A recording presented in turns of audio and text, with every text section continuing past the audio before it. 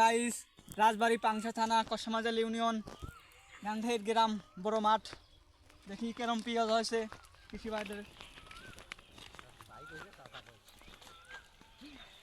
Uncle, আপনার পেঁয়াজ কেরম হয়েছে? মাশাআল্লাহ মাশাআল্লাহ, এবার খুব সুন্দর পেঁয়াজ হয়েছে আমাদের মাঠে। কি জাতের পেঁয়াজ লাগাইছেন? আমি এটা লাগাইছি সুলতান কিং বলে। এটা আছে হাইব্রিডের কোর্স করে একটা নতুন প্রোডাক্ট বের করছে, এটাকে সুলতান কিং বলতেছে সব। তা মাশাআল্লাহ সুন্দর হয়েছে। কয় টাকা কেজি নিছিল?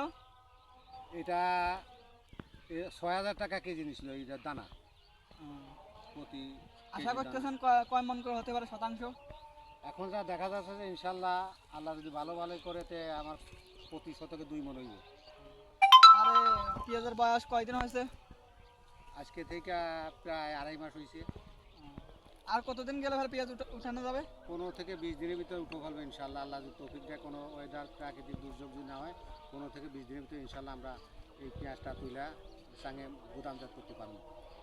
বর্তমান পেঁয়াজের বাজার কত জানেন নাকি? বর্তমান বাজার খুব কম। প্রধানমন্ত্রীর কাছে আমরা একটু অনুরোধ রাখতে আছি, যদি একটু বাজারটা একটু ভালো করে ভারতের থেকে পেঁয়াজ না আনতো, তাহলে 2,000 টাকা বিক্রি করলে আমাদের পেট বাঁচবে। 1500 টাকা খরচ হয়ে গেছে গা। আর এখন যদি এইগুলা যদি 1,800 টাকা হয়, তাহলে তো আমাকে দেশে ভারতে চলে যাওয়া লাগবে। তাছাড়া আমাদের কোনো উপায় নেই, আমাকে পেটে লাথি মার হইব। তাছাড়া তো আমরা মরে যাবো। আঙ্কেল বলতেছে যে বর্তমান পেঁয়াজের বাজারের দাম খুবই কম। সরকারের কাছে একটা আবেদন, পেঁয়াজের দাম ন্যায্য মূল্য চায় কৃষক। সেজন্য সরকারের কাছে একটা আবেদন, ভারতের পেঁয়াজ না নিয়ে আসে। বাংলাদেশে অনেক পেঁয়াজ আছে, অনেক পেঁয়াজ, বাংলাদেশে অনেক পেঁয়াজ।